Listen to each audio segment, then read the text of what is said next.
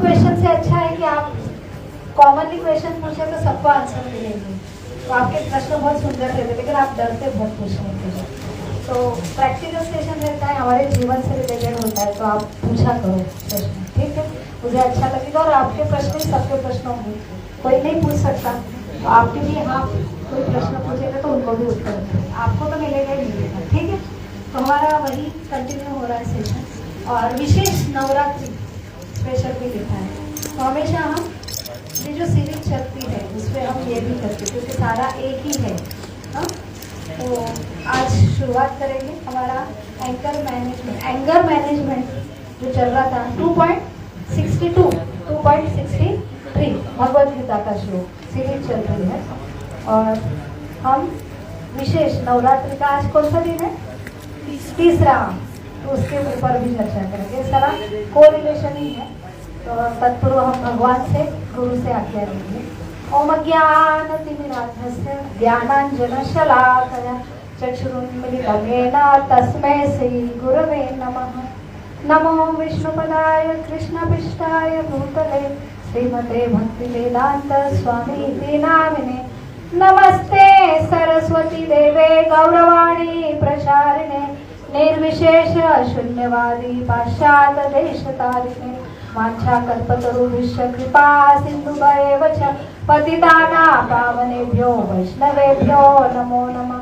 जय श्री कृष्ण चैतन्य प्रभो नित्यानंद श्री अद्वैत गदाधर शिवासादि गौर भक्तवृंद। हरे कृष्णा कृष्णा कृष्णा हरे हरे, हरे राम राम राम हरे हरे। मुखं करोति वाचालं पंगुं लङ्घयते गिरिं यत्कृपातमहं वन्दे श्रीगुरुं दीनतारिणं परमानन्दमाधवं श्रीचैतन्यम् ईश्वरं। हरे कृष्ण।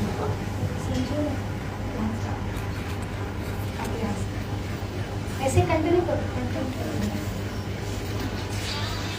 तो हमने पिछले हफ्ते देखा था कि एंगर सबका प्रॉब्लम है ना, और हमारा किसी का भी एंगर कंट्रोल में नहीं है, प्रैक्टिकल है। हमें भगवद गीता बहुत प्रैक्टिकल लेसन देते हैं। तो हमारा जो सीरीज चल रहा है जहाँ पे भगवान रीजनिंग देते हैं, हमारा पैथोफिजियोलॉजी देते हैं, हमने देखा था कहाँ से आता है क्रोध, गुस्सा कहाँ से आता है। तो हमें ओरिजिन पता होगा तो कंट्रोल करना बहुत जरूरी है। तो एक बीमारी है। तो हमारा प्रश्न था सेशन के बाद कि क्रोध दबाना है क्या, है ना? जैसे लक्ष्मण की स्टोरी बताई थी ना मैंने, तो किसने बोला था, जैसे हम श्लोक भी लेते हैं प्रॉपर स्टोरी भी लेते हैं। तो लक्ष्मण जो क्रोध पर्सनल फाइल है, जो व्यक्ति स्वरूप है क्रोध का, लक्ष्मण जी।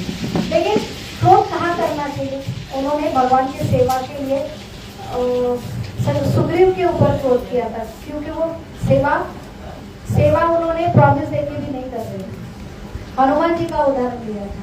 लेकिन वही क्रोध जब आता है, जब हमारे अंदर इंटीमेट हमारे फैमिली रिलेशन में आता है, वहां पे क्रोध कैसा, वो दबाते नहीं है, न्यूट्रलाइज करते हैं। तो क्रोध का सॉल्यूशन क्या है कि हम प्रेम के द्वारा उसका निराकरण करें। तो वहां पे लक्ष्मण जी को क्रोध कितना आना चाहिए था?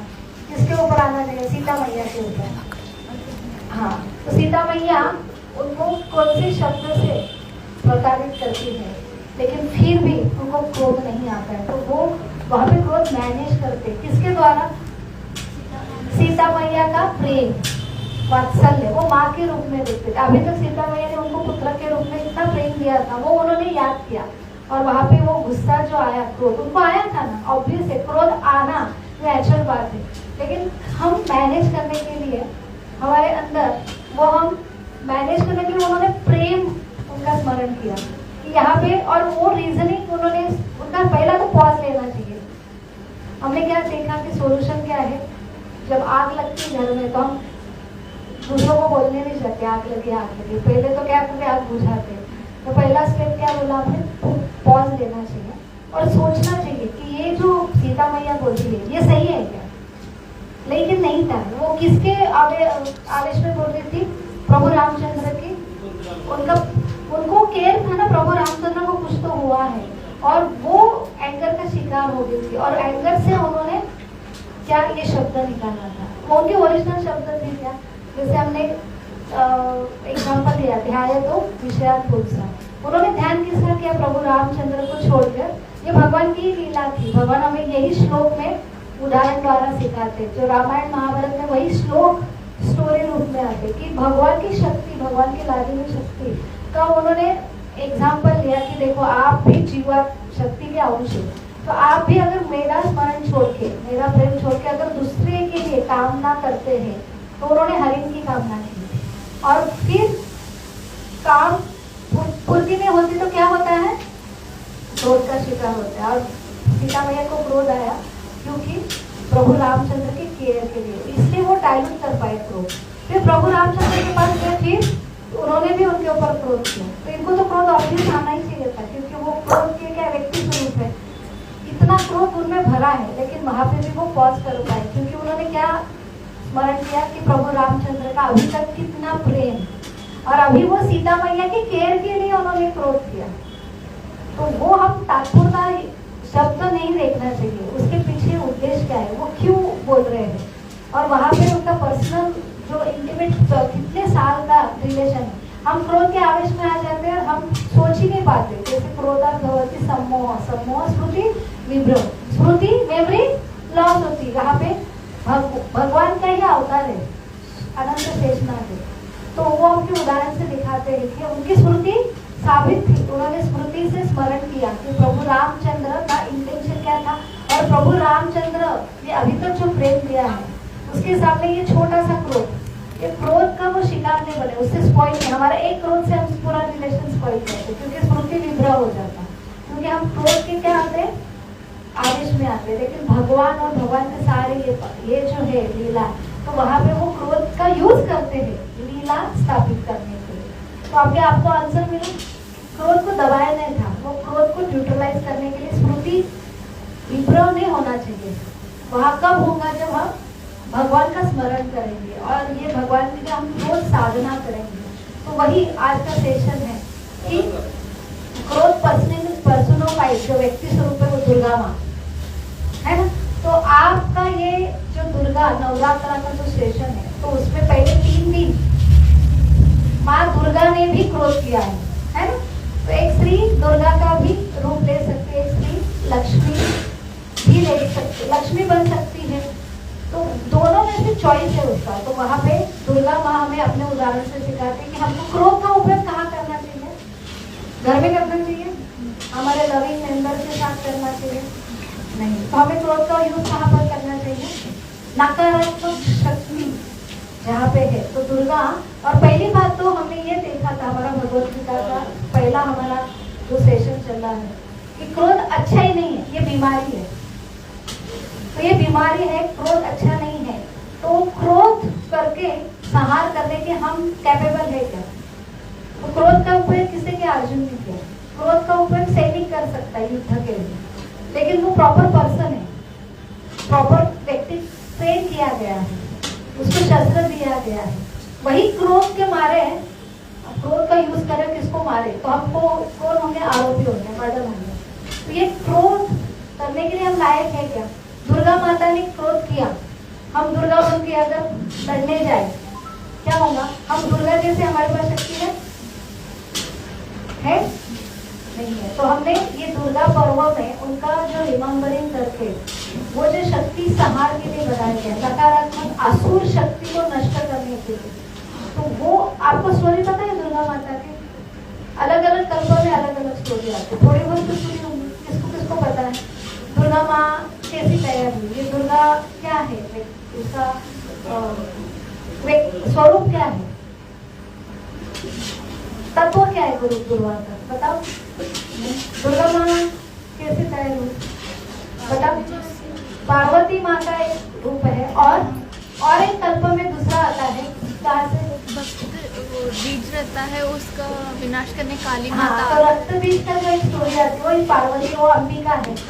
देखो अलग अलग नाम है, नवरात्र के 9 देवी के अलग अलग नाम है। वो एक पार्वती के भी 9 नाम है, एक दुर्गा माँ है, वो संहार किसका करने के लिए है, मधु कैटअप। आपने दुर्गा के पाठ सुने होंगे ना, हाँ, तो एक मधु कैटअप संहार करने के लिए दुर्गा, दुर्गा क्या है, भगवान की शक्ति है, योग माया की शक्ति।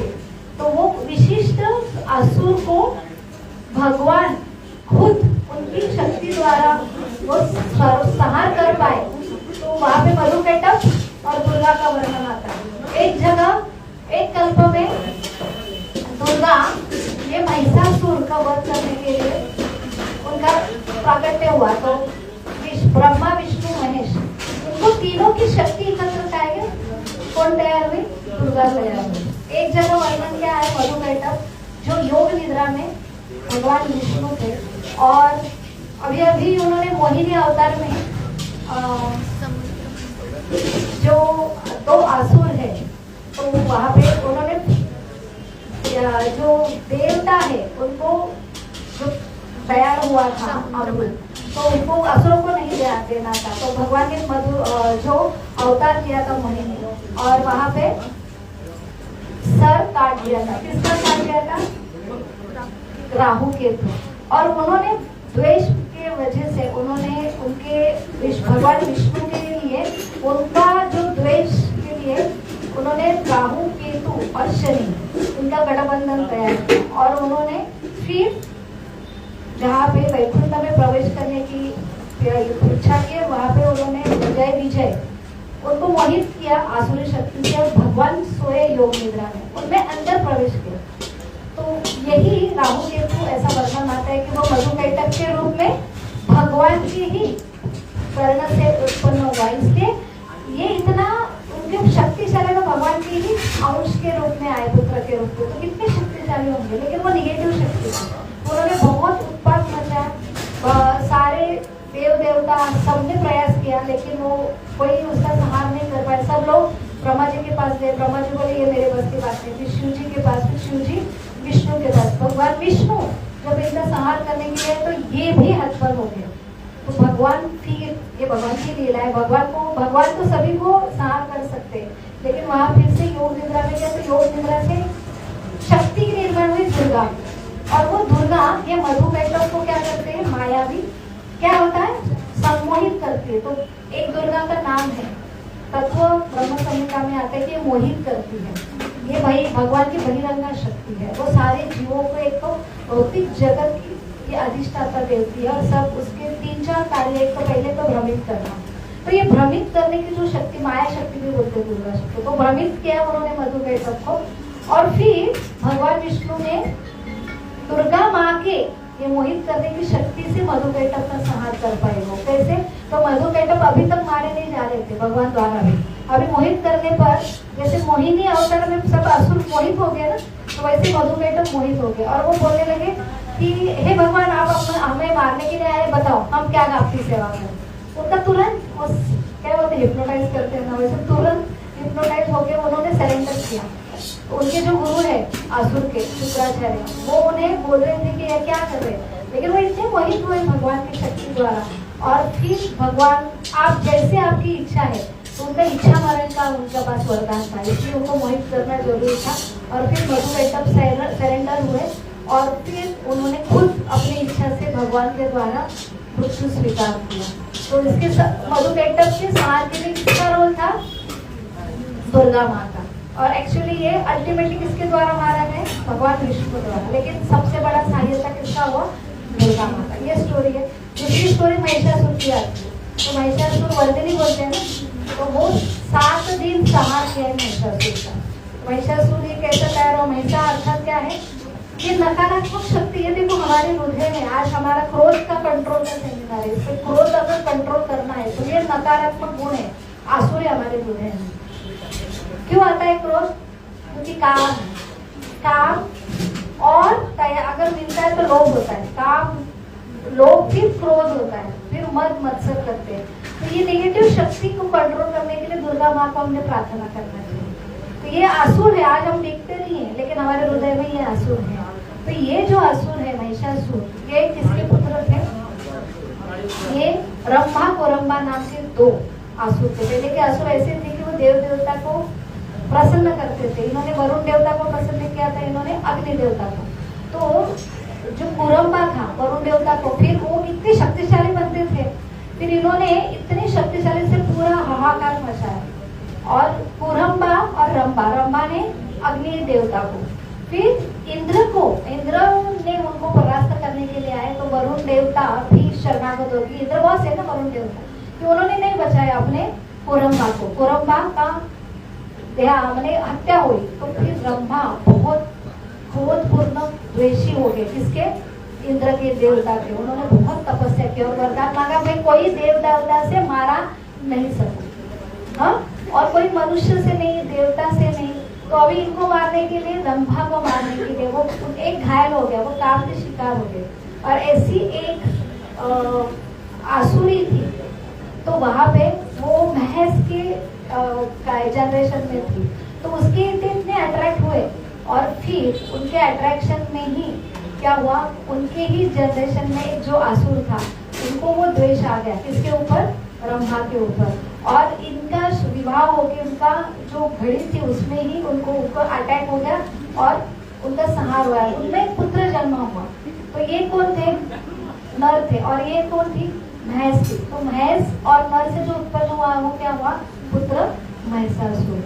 अब ये महिषासुर, क्योंकि उन्होंने प्राणी के द्वारा मेरी मौत होगी ये नहीं मांगा था, इसलिए वो भैंस के द्वारा मारा गया। अभी ये पुत्र जो महिषासुर था वो कितना और शक्तिशाली, उसने भी फिर से बहुत तपस्या की। अभी वो बोला कि मैं एनिमल के द्वारा भी नहीं, मनुष्य द्वारा भी नहीं, देवता के द्वारा भी नहीं, क्योंकि अमर में हो नहीं सकता। तो देवता ब्रह्मा जी ने ये वरदान नहीं दे पाए, लेकिन इनके द्वारा। लेकिन उन्होंने क्या किया?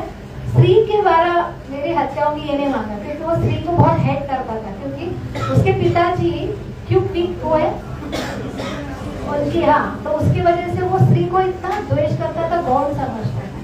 तो इसलिए महिषासुर को मारने के लिए जो ब्रह्मा विष्णु महेश नहीं मार पाए, तो उनके द्वारा, शक्ति के द्वारा दुर्गा बनी, और वो कौन थी? स्त्री थी।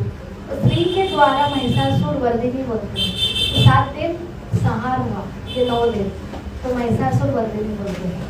तो इसका अर्थ क्या है कि ये सारे असुर के लिए भगवान खुद की बहिरंगा शक्ति है, उसके द्वारा सर्जन होता है। और फिर एक वर्णन आता है, जैसे अलग अलग देखो, अंबिका आती है, चंडिका आती है, हमको भी समझता है, एक कालिका आती है।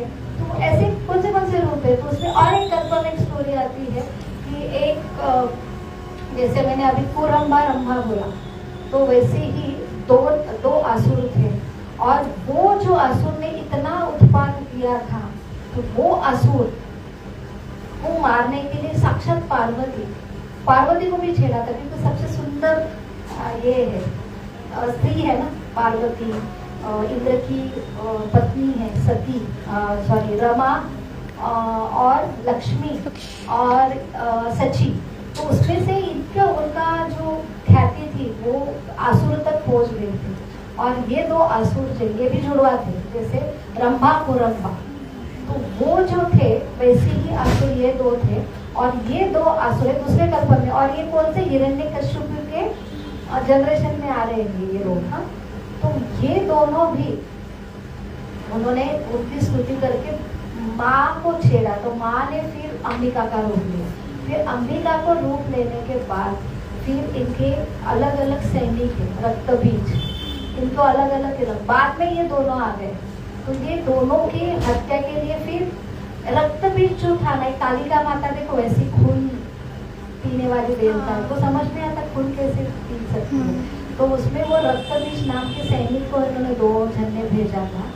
तो वो 2 जन जो असुर थे, तो उन्होंने पहले अपने सैनिक को भेजा था। तो रक्तबीज है ना, उसको ऐसा वरदान मिला था कि जैसे उसका संहार के अंदर खून अगर जमीन पे गिरता है, तो एक एक बूंद से इतने सारे असुर तैयार होते। तो इसलिए वही अंबिका से, चंडिका से एक कालिका का रूप निकला। और वो कालिका क्या करते? अंबिका मारती थी, और कालिका क्या करते थे? खून पीते थे, गिरने नहीं देते थे, इसलिए वो खून पीने वाले देवता। यहाँ पे देखो एक कालिका का है, भयानक तेज है। और यही कालिका ऐसे बोला जाता है कि ये नवरात्रों में ये शक्ति के उपासक जो रहते हैं, तो हम वैष्णव हैं, हम भगवान विष्णु के साधना करते हैं, हम साधक है, लेकिन एक शक्ति के साधक उसको शक्त्यांश बोलते हैं। तो ये नवरात्रि में विशेष कालिका माता का देखो बंगाल में या कलकत्ता में जाएंगे तो वहाँ पे बहुत है, क्योंकि ये कोई भी वरदान देने में सक्षम है। रात्रि के टाइम उसकी ये तमोगुणी उपासना बोलते हैं कि वो अलग अलग शक्तियाँ, तामसिक शक्तियाँ जो है वो कालिका माता काल रात्रि 9वें दिन उनके पुत्र 8वां 9वां दिन बहुत रहता है उनका, तो ये जो है उनको बलि भी चढ़ाते थे, है ना। तो ये काल रात्रि मतलब उनका ये मिसकंसेप्ट है, उन्होंने ये खून पिया किसका, असुर का, इसलिए उनको खून चाहिए ऐसा नहीं है, ये अमन गणन से उसने खून पीने के लिए उनको बलि चढ़ाने का ये प्रथा है।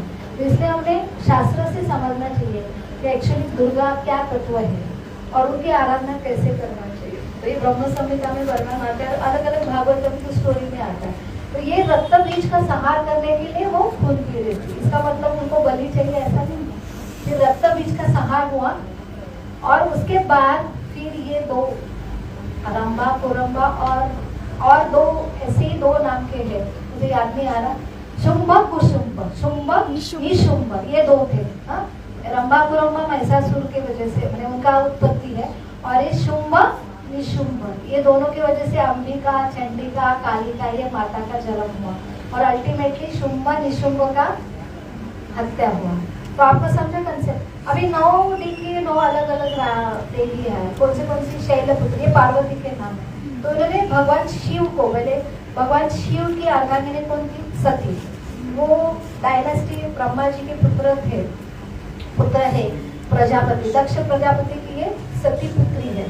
तो उनका हुआ शिव जी शिव, लेकिन उनको दामाद पसंद नहीं थे, शिव जी को हेट करते थे, तो उन्होंने बहुत 1-2-3 जगह उनका बहुत अपमान किया था, इसलिए उन्होंने बहुत बड़ा यज्ञ रखा, तो अपनी पुत्री को दामाद को नहीं बुलाया था। और इनको मना करने पर भी शिव जी ने पार्वती चली गई थी, और वहां सब सिर की सती थी, पार्वती नहीं थी।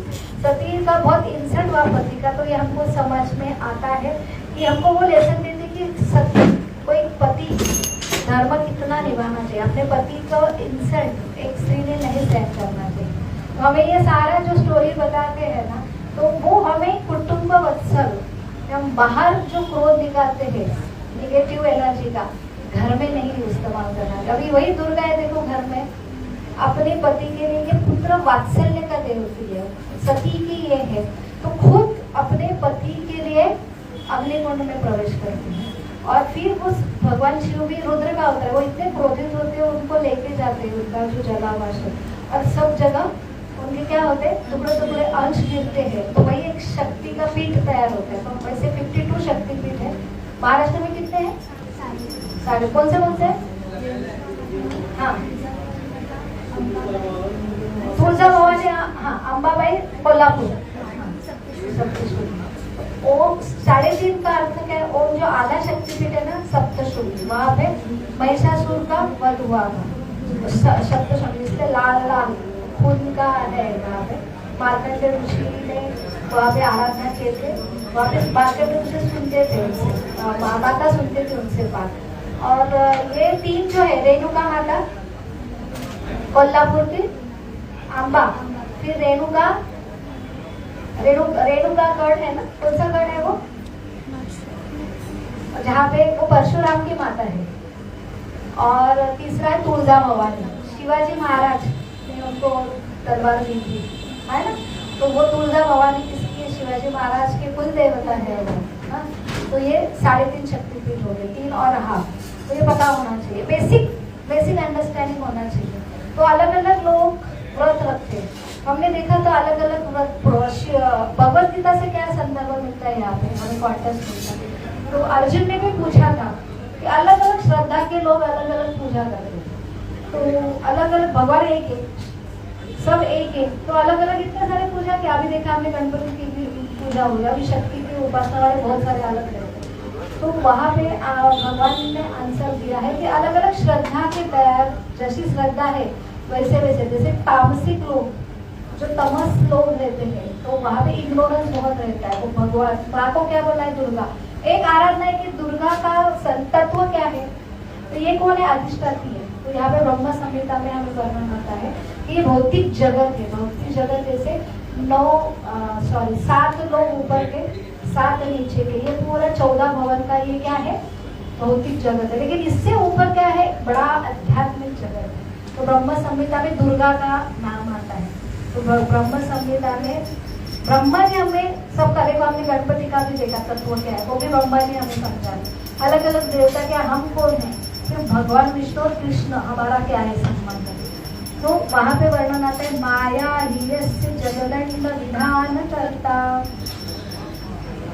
त्रैगुण्यते विषय वेद वितायमाना। तो ये माया की, माया में कार्य क्या है, ये भ्रमित करती है जीवों को। क्या भ्रमित करती है, तो हमने देखा ये में हमारा ध्यान लगाते हम किसके ऊपर, भगवान को छोड़कर अगर हम ध्यान लगाते तो क्यों, ये माया शक्ति की वजह से हम भूल जाते, भगवान का प्रेम भूल जाते। और क्यों करती है ऐसी वो, क्योंकि हमारी इच्छा है भगवान को भूलना, इसलिए हमको भौतिक जगत में आया, हमको भगवान से प्रेम नहीं, हमको खुद को प्रेम करना था। तो ये माया शक्ति, ये देवी माँ है, वो आप जैसे बेटे को चाहिए वो देती, कि हमको भूलना है इसलिए वो भुलाती है, वो हमारा भगवान का विस्मरण करके देती है। और वो विस्मरण की वजह से क्या करते हैं, हम खुद भोक्ता बनते हैं, हम खुद स्वामी बनते हैं। और फिर हम विषय वस्तु, हमने देखा ना, अलग अलग विषय वस्तु में अटक जाते हैं, उनका ध्यान लगाते हैं, फिर क्रोध आता है। तो ये माया ही त्रैगुण्य तत्व विषय वेदा विताय माना। त्रैगुण्य और तीन जो तत्व है, सत्व, रजस और तम, ये तामस तीन शक्ति के द्वारा, माया शक्ति ये तीन तत्वों के द्वारा उपस्थित, इनके वजह से हम क्या है, भूल जाते। तमस में हम क्या होते, खुद कर, आसुर लोग तमस में रहते, वो बोलते मैं कंट्रोल, वो भगवान को नहीं मानते, बोलते हम ही कंट्रोल करें। तो ये किसकी वजह से आते हैं, शक्ति को नहीं, मायावी शक्ति दुर्गा की वजह से। वो ज्यादा आसुर लोग दुर्गा की तपस्या करती है और उनके वजह से वो और मायावी इसमें चले जाते हैं, ठीक है। और रजोगुणी में क्या बोलते, रजोगुणी भी वही रहते कि मैं मेरा, मुझे कंट्रोल करना है। लेकिन वो इतना तामसिक बड़े पागल रहते वो लोग, उनको कुछ अच्छा बुरा नहीं समझता, इसलिए वो दूसरा का सहार करते। राजसिक तो लोग सहार नहीं करते, लेकिन वो भगवान को भी नहीं मानते, वो बोलते हम मैं और मेरा। तो ये सारा कुछ किसकी वजह से आता है, ये दुर्गा माँ की वजह से। ये अधिष्ठात्री वो ऐसे बच्चों को मोहित करती है, उसका एक काम है। दूसरा क्या करती है, संभालती है, इसलिए माँ बोला जाता है। यहाँ पे जगत में हमको संभालती है, हमको जो चाहिए वो देती है, लेकिन हमारा ओरिजिनल स्वरूप क्या है उसकी वजह से भुला देती, क्योंकि हम चाहते हैं इसलिए हमको वो भुला देती है, और जो चाहिए वो देती है। तीन ताप देती, त्रिशूल रहता है ना माँ के पास, तो तीन त्रिशूल, जैसे भगवत गीता खोलते हैं तो भगवत है हमको तीन का है ताप है, एक आदि दैविक है, आदि आध्यात्मिक है। आपने कोर्स किसने किया भगवत गीता का, हाँ तुमने किया ना। तो उसमें क्या बताया, हमारा जीवन में दुख क्यों है, ये तीन माया देवी दुर्गा देवी हमको देती है, आदि दैविक, आध्यात्मिक, आदि भौतिक, ये तीन क्लेश है, तीन। तो ये जो क्लेश है, देखो मन की वजह से हमको कितना क्लेश है, भौतिक जगत में हमको दूसरे के जीवों से तकलीफ है, बहुत तकलीफ है। ये क्यों है, अल्टीमेटली हम सब कंट्रोल करना चाहते हैं। तो मैं कंट्रोल करना चाहती है, तो मैं और ये कंट्रोलर दोनों का क्या होगा ही है ना। तो एक दूसरे को हमको द्वेष उत्पन्न होना ही है, उसकी वजह से दूसरों की वजह से हमको तकलीफ होगी। लेकिन आध्यात्मिक जगत में भगवान सिर्फ एक ही है और सारे भगवान से प्रेम करते हैं, भगवान एक मालिक है और बाकी सारे सर्वंट है, वहाँ पे ये भावना ही नहीं है। लेकिन ये भावना हम भुला देते कि नहीं हमको मालिक बनना है, तो सभी मालिक बनने के लिए आते हैं, इसलिए हमको क्या है, एक दूसरे से बहुत तकलीफ होती है। हर एक का ईगो होता है, ईगो क्लैश होता है। तो ये ईगो कौन तैयार देती, माया देवी हमको देती है कि आप ईगो ये तैयार कहाँ से होता है, हमको इच्छा है इसलिए वो हमको रजस गुण और तमस गुण से ये ईगो तैयार होता है। तो ये तीन ताप होता है, तीन ताप देती है, हमको भुला देती है, हमारा सम्मान करती है, आपको जो जो चाहिए। और अल्टीमेटली ये क्यों करती माया देवी, क्यों आपको टोस्ट के एक दिन समझ में आएगी हमारा जगत घर नहीं है, हम कहाँ के आए, दुख जेल में हम रह रहे, लेकिन दुख नहीं है तो हमको समझेगा कि जेल है। अगर जेल में हमको तकलीफ होगी तो समझेगा ये जेल है, और हमको कहाँ है, हमारा घर नहीं है, तो हमको जाने की ओढ़ लगेगी। तो दुर्गा माँ क्लेश देती तो अच्छा है ना, अच्छा है ना। तो ये दुर्गा माँ का काम है। और यहाँ पे एक बात भागवतों में स्टोरी भी आती है कि कैसे शक्ति मैंने वो क्या करता है, बलि चढ़ाते हैं, दुर्गा माँ की पूजा करते हैं, वांछित फल कुछ भी मांगो ये रात्रि में। इसलिए वो नवरात्र का बहुत ही एक बहुत घोर विद्या, कोई इतनी विद्या, बहुत साधना, अलग अलग चक्र रहती है, साधना तपस्या करते, क्योंकि ये नवरात्र में विशेष शक्ति माँ है ना, संभालती है ऐसे बच्चों को, तुमको जो चाहिए वो लो। इसलिए विशेष शक्तियाँ जिनको चाहिए कंट्रोल करना है, दूसरों को कंट्रोल बनाना अणिमा, लघिमा, गरिमा, महिमा, इशिता, वश करते लोग, इशिता, ये सारे जो 8 सिद्धियाँ है, ये 8 दिन में, विशेषकर में 8वें 9वें दिन में ये लोग तामसिक लोग ये पूजा करके प्राप्त करते हैं। तो उनको वो शक्ति भी भगवान माँ देती है, क्योंकि उनको वो इच्छा है। तो एक वर्णन आता है भागवतम में कि ऐसे ही बलि की कालिका को बलि देके ये इच्छित वर प्राप्त करने वाले ये जो उपासक है उनको शक्त्यांश बोलते हैं। तो वो एक भगवान का शुद्ध भक्त है, साक्षात भरत। उन्होंने इतना थोड़ी सी गलती की थी और वहाँ पे हरिण के द्वारा वो वन में चले गए थे, भगवान के प्रेम तक चले गए थे, भाव तक, और एक हरिण से आसक्त हो गए और मृत्यु के टाइम वो हरिण का ही स्मरण किए, लेकिन शुद्ध भक्त थे, इसलिए उनका भगवत धाम नहीं गए तो हरिण का जन्म हुआ। लेकिन हरिण का जन्म था लेकिन भक्त थे, इसलिए उनको पूरा स्मरण हुआ कि मेरी गलती क्या। वो साधु के पास रहते थे और साधु का स्मरण करके फिर उनको फिर से मनुष्य जन्म मिला। तो वहाँ पे वो जड़ भरत, ये स्टोरी है बहुत फेमस स्टोरी। तो जड़ भरत उनको स्मरण हुआ कि मैं अटक गया था हरिण के इसमें, हमने ध्यान करते तो उसमें अटक जाते हैं, हम भूल जाते हैं ना हमारा सही स्वरूप, हमारा स्मरण भूल जाते हैं, भगवान को भूल जाते हैं। तो वो एक जैसे पागल इंसान कैसे रहता है कि कुछ नहीं समझता, मुझे अंदर हमेशा भगवान का स्मरण करते थे, लेकिन बाह्य रूप से कोई भी कैसे भी यूज करते थे। तो खेत में भी उनको खड़ा करते थे, खेत में देखो ऐसे खड़ा करते थे, उसको क्या बोलते हैं? हाँ, और मराठी में क्या बोलते हैं उसको हिंदी में? हाँ, बुजगांव। तो वैसे रूप में उसको खड़ा करते थे, लोग कैसे भी यूज करते थे। और वो कैसे करते थे, अगर खाना है तो हाथ, अब खाने के टाइम हाथ धोना चाहिए, तो वो हाथ कभी धोते नहीं थे, इतने गंदे रहते, उसको दिखाता कि मंदबुद्धि लोग कैसे रहते थे, उल्टा करते थे। तो सब चीज है ना, सब उल्टे उल्टे करते थे, लेकिन लोगों को वो समझ में आता था ये पागल है। तो ऐसे ही तो कोई भी कैसे भी काम को लगा देते। तो एक बलि एक चढ़ाने के लिए उनको लगता है कि ये पागल है, इसको चढ़ा देंगे। नर बलि दिया है ना तो ज्यादा माता पसंद होगी, लेकिन अंदर से कौन है, भक्त है वो। तो उनको चढ़ाने के लिए ऐसे लोग, शक्त्यांश लोग, माता कालिका जैसे उनको लगता है खून चाहिए। अभी हमने स्टोरी देखी खून क्यों पीती, लेकिन गलत धारणा है। तो अपने को शक्ति चाहिए, इसलिए माँ को वो बलि चढ़ाने के लिए देते हैं। और वहाँ पे जड़ भरत को बड़ी जैसे चढ़ाने के लिए वो उनके ऊपर सूरा रखते, तो कालिका है ना बाहर आ जाती और बाहर आके वो खुद वही सूरा लेती है और पूरे वो जो साधक है ना, अपने कितने स्वार्थी, अपनी शक्ति के लिए किसका बलि चढ़ाते थे, तो बकरा का चढ़ाते।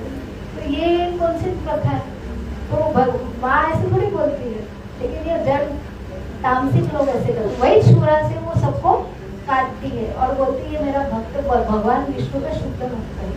तो हम अगर भगवान की विष्णु की भक्ति करें तो हमको ऐसे आराधना करने की जरूरत है। माँ को इस रूप में पुकारेंगे, ये अधिष्ठाती है, ये भौतिक जगत में हमारा सम्मान करने वाली माँ है। तो एक कुल देवता के रूप में हम उनके कृतज्ञ के रूप में पुकारेंगे उनको। ये उन्होंने इतने आसुरों को मारा, उनको प्रार्थना करना चाहिए नवरात्रि में। हमारे अंदर क्रोध है, आपको क्रोध कंट्रोल करना है ना, हमारा एंगर मैनेजमेंट का संविधान है। हमको क्रोध कंट्रोल करने के लिए ये अंदर के जो क्रोध नाम का राक्षस बैठा है, काम, क्रोध, लोभ, मद, मत्सर, तो इसके लिए दुर्गा माँ को प्रार्थना करना चाहिए। नकारात्मक शक्ति, इससे हमारा क्या होता है, स्मृति विभ्रह हो जाता है, हमारा भगवान का स्मरण हम कर नहीं पाते।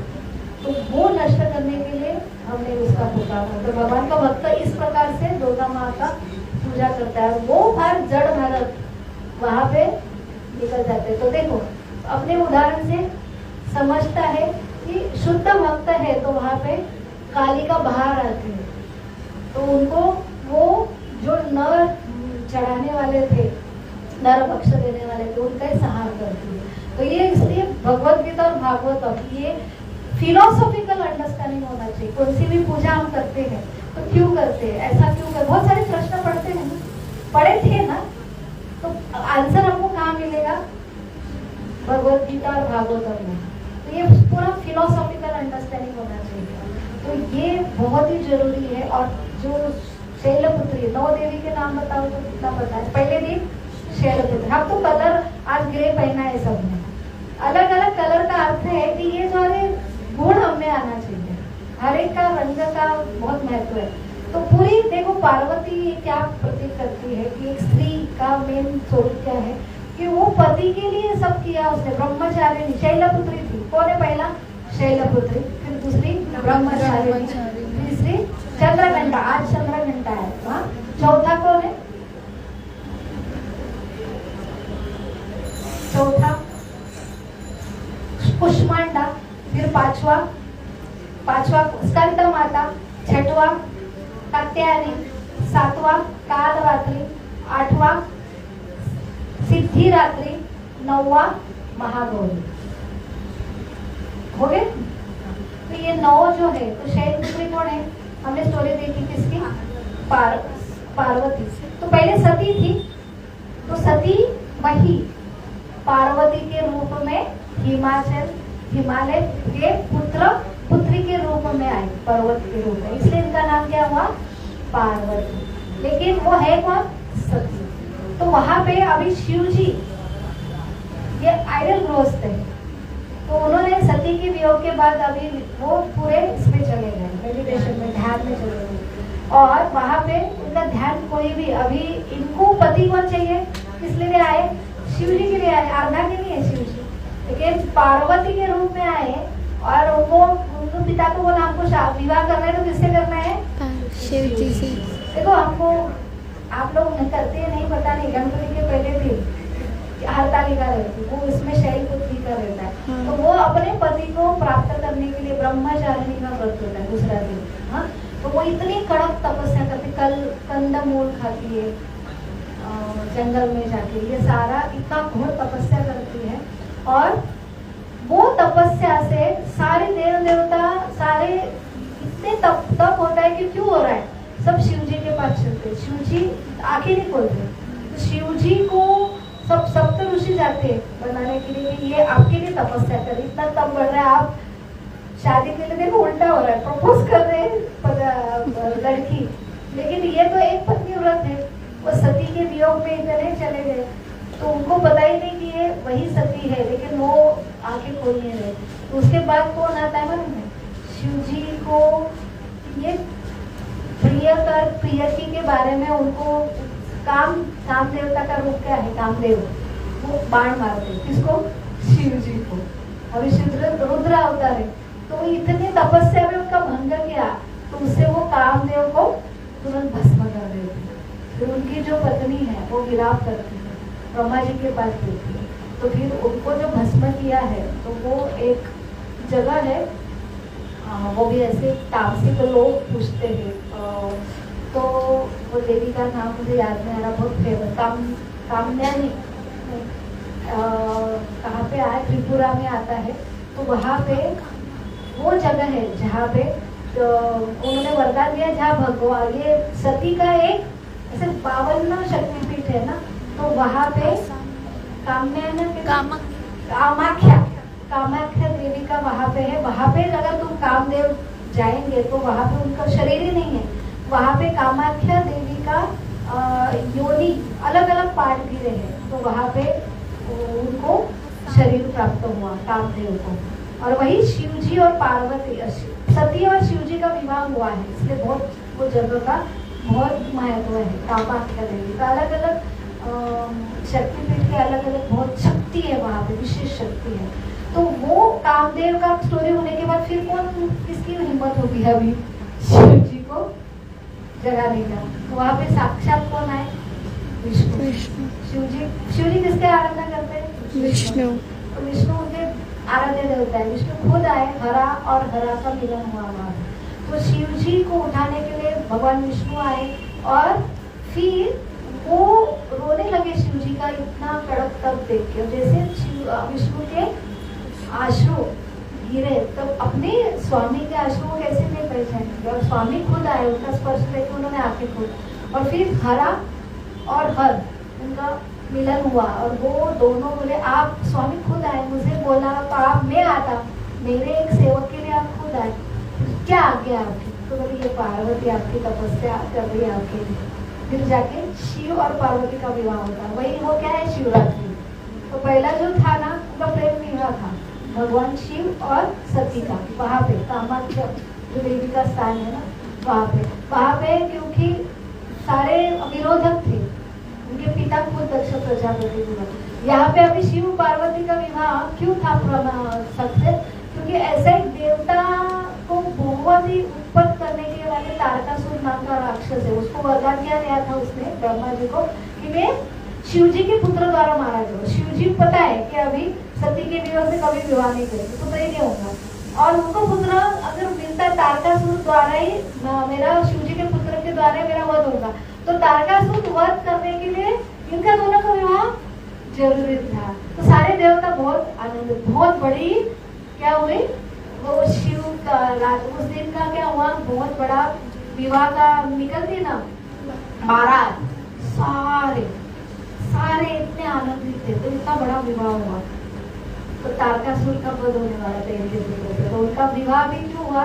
क्योंकि ऐसे बड़ी चीज के लिए ये दोनों, तो हमारा विवाह संस्कार है, हमें उत्पत्ति करना है तो हमारे सृष्टि का लाभ होना चाहिए, एटलीस्ट कम से कम हमारे कुल का तो लाभ होना चाहिए, और हमने भी अपने माता पिता ने इसलिए पुत्र को जन्म देना चाहिए। तो साक्षात सब ये जो चीज है पार्वती हमारे उदाहरण से क्या सिखाती है? शैलपुत्री हुई, ब्रह्मचारिणी हुई, तो आज क्या है चंद्र घंटा, वो चंद्र का क्या है उनका सर के ऊपर है, तो वो चंद्र घंटा ये प्रमाणित करती है कि वो शिव जी के अर्धांगिनी है, और वो घंटा, ये घंटा नामक राक्षस का उन्होंने संहार किया था।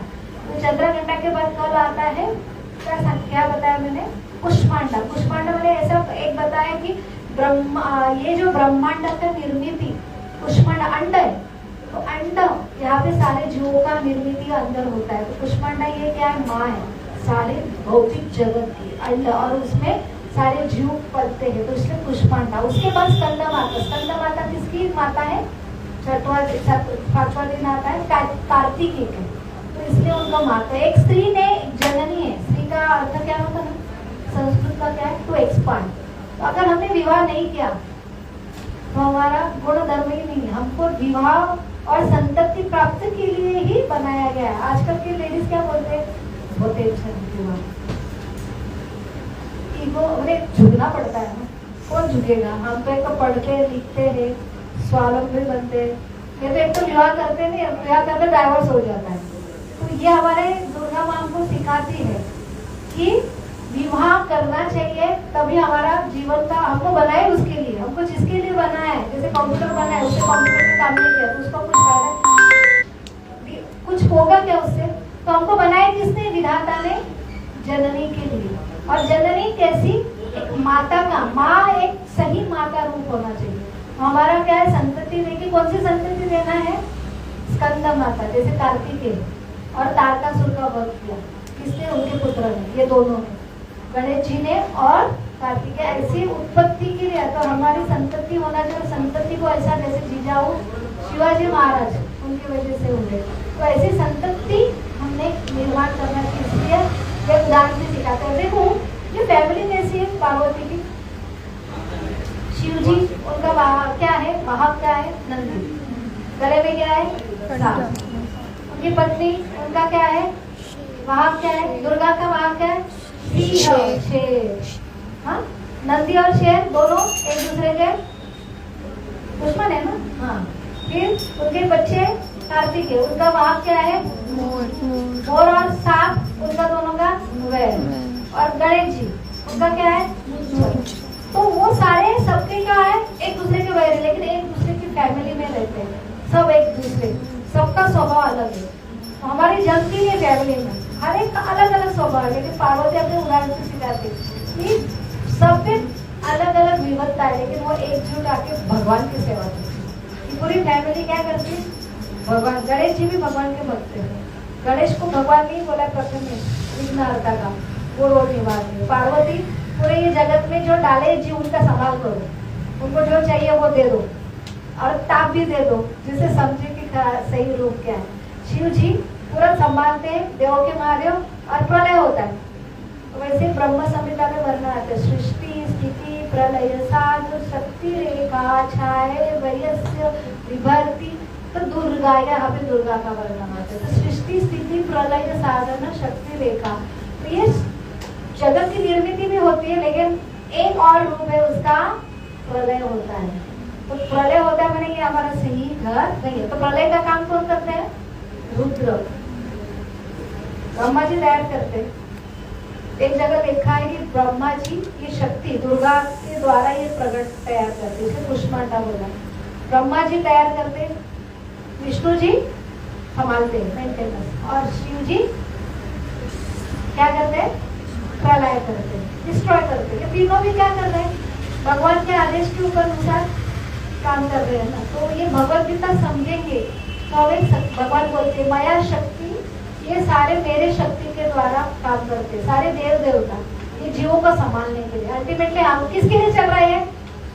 एक देखो, रेत के घर में जाते बच्चे रेत बनाते समुद्र में, हाँ, तो वैसे हमारी इच्छा हुई भगवान को ये निर्मित करनी पड़ेगी। और वो ये टेम्पररी है ना, आता है प्रलय भी हो जाता है घर का, इसलिए हमको जन्म है उसके बाद मृत्यु है ना।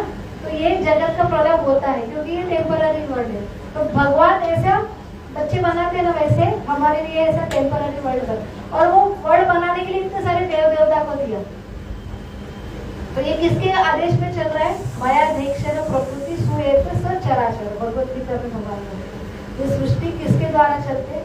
तो मेरे दो शक्ति है, एक बहिरंगा शक्ति है दुर्गा, और अंतरंगा शक्ति जो आध्यात्मिक जगत में भगवान राधा रानी लक्ष्मी जी के संभाले। तो हमको कौन संभालती है? बहिरंगा शक्ति दुर्गा। इसलिए हमने उनकी उपासना करनी, उपासना वाले हमने उनको रिस्पेक्ट करना चाहिए माँ के रूप में, लेकिन उनको बोलना हमको भगवत हमारे भगवत धाम में तो हमारी चेतना हमेशा हमें अलग जगह हमारा ध्यान जाता है। तो ये हमारा श्लोक है, ये हमें अगर क्रोध कंट्रोल करना है तो किसको पूजा करनी चाहिए? दुर्गा को। क्या तुम्हारी शक्ति की वजह से हमारा ध्यान विषय शक्ति में जाता है। तो हमारा क्रोध क्यों आता है? क्योंकि काम माने हमारा प्रेम भगवान है, हमारा प्रेम संबंध वहां तैयार नहीं हुआ है, इसलिए हम कहा जाते हैं हमको आनंद तो चाहिए।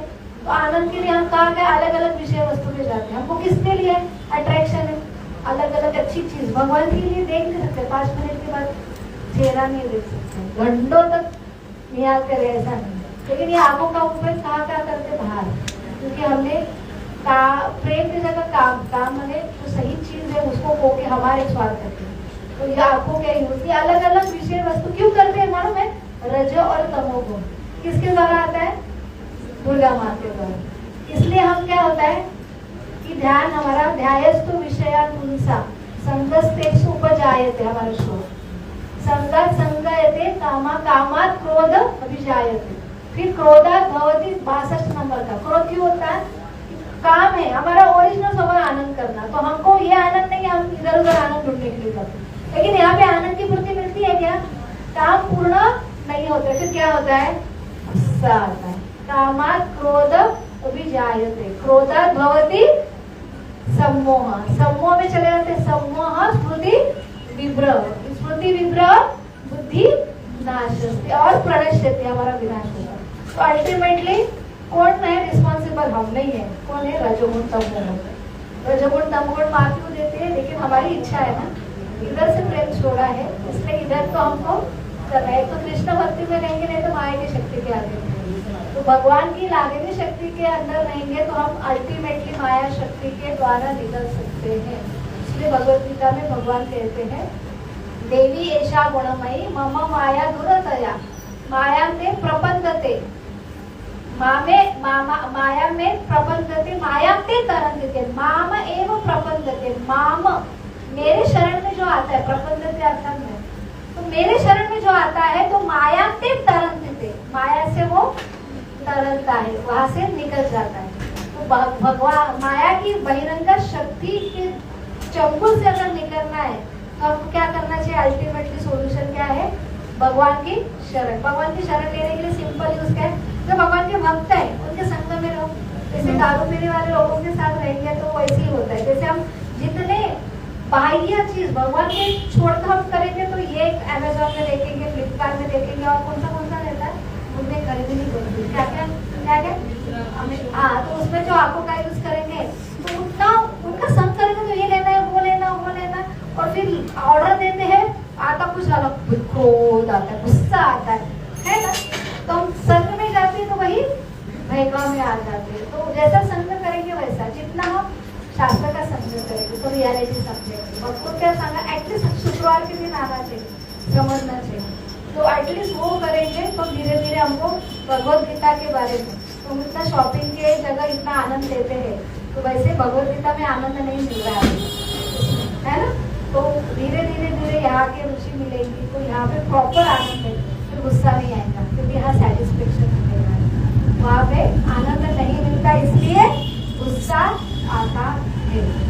तो आपको कोरिलेशन समझे, एंगर मैनेजमेंट, क्रोध मैनेजमेंट, फिलोसॉफी और अभी की दुर्गा माता फेस्टिवल नवरात्र। ऐसे अलग अलग कुछ नहीं है हमारे साथ, सब एक ही है।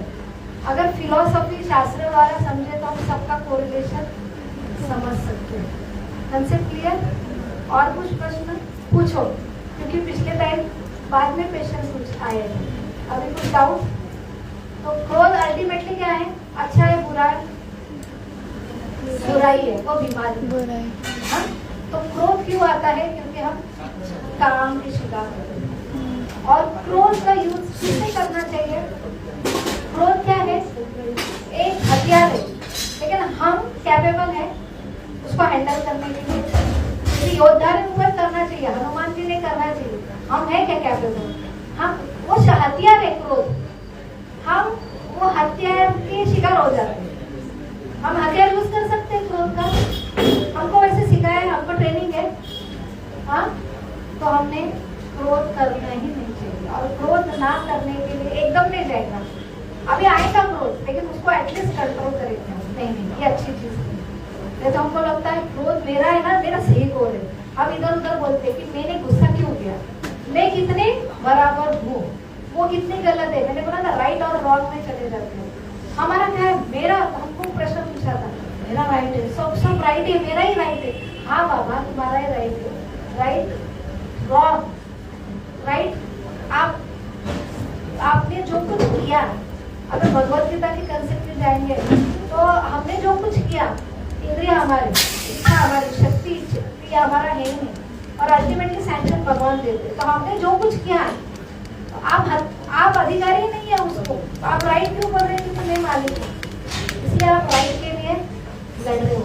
लेकिन जब फिलोसफी समझेंगे ना, तो मेरे द्वारा है ही नहीं अच्छा, राइट रॉन्ग कौन बोलता है, मैं सही हूँ मैं गलत हूँ, जब हम मालिक बनते हैं। अगर फिलोसफी समझे ना, तो कोई कार्य मैंने अगर उसकी मदद की, कुछ कार्य हुआ, तो मेरे द्वारा नहीं हुआ, ये सब उसके द्वारा हुआ, ये समझे तो हम राइट रॉन्ग के लिए झगड़ा नहीं। तो सबसे जरूरी है कि क्रोध अच्छी बात है, मेरे राइट रॉन्ग के लिए करेंगे। जितना क्रोध करेंगे तो अल्टीमेटली नुकसान किसका होगा? दूसरे का नहीं होने वाला है। एक स्टोरी आती है, लास्ट में बताते हैं। एक ऐसे गुरुदेव ने बोला कि बच्चों ने कल आलू लाना है पके हुए, तो पोटैटो, और आपको जितने लोगों के द्वारा गुस्सा है, तुम कर सकते हो आज भी, और अगले शुक्रवार को शनिवार को आलू लेके आ सकते। आपको जिसके बारे में क्रोध है, आप अंदर रखेंगे ना, अगर मेडिटेशन भी करेंगे तो उसका ही ध्यान आएगा। तो उसको न्यूट्रलाइज, उनको सही सोल्यूशन क्या है, माफ करके छोड़ देना है। क्योंकि बोला है भगवत धाम, उसको जाना नहीं, आपको जाना है। क्रोध संभाल के रखेंगे, मेरा राइट, और उसके मेरा राइट और उसका रॉन्ग, उसके प्रति क्रोध ही रहे, संभाल के जाएंगे, तो आप कभी भगवान का स्मरण नहीं करेंगे। आप फर्व्यू किसको कर ही नहीं पाएंगे। फर्व्यू कौन करेगा? क्योंकि उसको भगवत धाम जाना है, क्योंकि ये राइट रॉन्ग है, उसे इधर चक्कर में रहना नहीं है, उसको ये जगह है क्या रहने की नहीं। तो वो आलू लाने के लिए बोला, तो आपको स्मरण करना है कि मैं मुझे किसके बारे में चीज है, क्योंकि जहाँ पे मेरा राइट था उसका रॉन्ग था, और उसने मुझे चिल्ला है। तो आप उसको ऐसे लोगों का काउंट करके उसने आलू पके हुए आपके पास बैग में रखो, सैक में। किसने 2 लाए, किसने 5 लाए, किसने 8 लाए। फिर उसको बोला कि उनको लगा गुरुजी अभी कल क्या बोलने वाले, रेसिपी बताने वाले है ना। तो बोले क्या करना आलू का, हो गया क्लास, नहीं अभी मैं बताने वाला हूँ, लेकिन कल लेके आना। फिर और वही आलू लेके आए, कल संभाल रहे हैं आलू। फिर आज वो प्रयोग दिखाने वाला था, लेकिन आज टेक्निकल ऐसे कर करके कितने दिन हुए, 7 दिन। अभी वो आलू का क्या होगा बताओ, सड़ने के बाद क्या होगा, जितना आप जमा करके रखेंगे। मेरा राइट रॉन्ग जरूरी है, कि वो रूप लिया राइट रॉन्ग का, वो आलू के रूप में वो संभाल रहे आप, उसका स्मेल नहीं आएगा, आपके अंदर रखा है। तो अल्टीमेटली ये है, तो राइट रॉन्ग जरूरी है क्या, वो संभालना जरूरी है। छोड़ दो ना, वही के वही न्यूट्रलाइज, ये हारने भी चीज है, छोड़ो मेरा गलत है। और सही में हम राइट के पीछे लगेंगे, मैंने हम स्वामी हैं, हम स्वामी है नहीं। हम कभी भी, जैसे सीता मैया का उदाहरण दिया था रामचंद्र, सीता मैया के आगे भगवान हार गए, जीते थे लेकिन हार गए। क्यों? जितना है ना हमको तो दूसरे के सामने हार, कुछ प्रॉब्लम नहीं है, ठीक है। आप ठंडे दिमाग में रहेंगे, जितना लोगों को माफ करते जाएंगे, आलू निकालते जाएंगे, क्षमा करके मत, कभी भगवान का स्मरण करेंगे तभी हम शांति रहेंगे। कभी भगवान का स्मरण, कभी भगवत धाम जाएंगे। दूसरों को भगवत धाम नहीं जाना है, आपको जाना है, तो ड्रेस करो, ठीक। और प्रश्न तो पूछा नहीं आपने, सब क्या हो गया आंसर? सभी प्रश्न के उत्तर तो नुकसान है आपको, जमा करके मत करो, सही रॉक है ही नहीं कुछ। हाँ। और हो गया। अभी गुस्सा कंट्रोल आएगा, तो गुस्सा एकदम नहीं कंट्रोल होगा, धीरे धीरे डायल्यूट करो। उसके लिए साधना करो। साधना करने के लिए क्या करना पड़ेगा? रोज हरे कृष्णा कृष्णा कृष्णा हरे हरे, हरे राम राम राम हरे हरे। तो जितना जप करेंगे उतना हम राइट रॉन्ग के पीछे नहीं लगेंगे, हम भगवान के सामने नतमस्तक होंगे, तभी क्षमा करने की वृत्ति तैयार होगी, ठीक है। और वहाँ पे हमारा पीस रहेगा अंदर। जब करके हमको दुर्गा माँ को प्रार्थना करना है, जब करके हमको दुर्गा माँ के ऊपर की याद करेंगे। हरे कौन है? राधा हरे, राधा हरे से दुर्गा माता आती, उनको वो शक्ति को प्रार्थना करो। ये निगेटिव शक्ति से हमें दूर रखो, और वो शक्ति का ऊपर भगवान की उतनी एनर्जी उधर जा रही है, राइट रॉन्ग के लिए झगड़ना, वो शक्ति का ऊपर भगवान की सेवा में, भगवान का स्मरण में, भगवान की कथा पढ़ने में करो। वो शक्ति का यूज प्रॉपर करो। हम दुर्गा नहीं बन सकते, हम सैनिक नहीं बन सकते, है ना। तो क्रोध का उपयोग करना ही नहीं है, हम उतने कैपेबल है ही नहीं। क्रोध अल्टीमेटली बुरा है, ठीक है। Thank you. हरे कृष्ण।